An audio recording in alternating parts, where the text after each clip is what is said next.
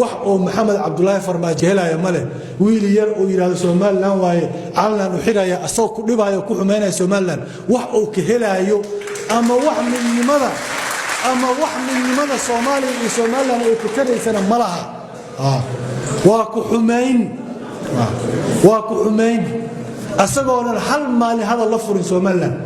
fiir madaxweynaha ka horeeyay labadaba Soomaaliland wadalkooda wadeen asagoo one day Soomaaliland hada la furin oo leeyahay la soo raadiyo qof aan ku dhibo Soomaaliland taas ma ogolin Soomaaliland waa dad walaalaheena horena waa u sheegay haddii aan wada joogaynana oo midoobayna ayay ka falantaa waa inaan ku qancinaa hadday naga tagayna anaga naga falantaa waa inaan ugu qanciyaan laakiin maxaa la rabaa inaan lees irdeynin inaan lees aflagaadeynin inaan lees dhibaataynin oo si walaaltinimo oo dadnimo leh loo wada hadlo dood xalaal ah oo hufan oo furan labada dhinac ay yeeshaan haddii la midoobayo la isugu yimaado haddii aan kala tagayna lagu kala tagay loo baahan yahay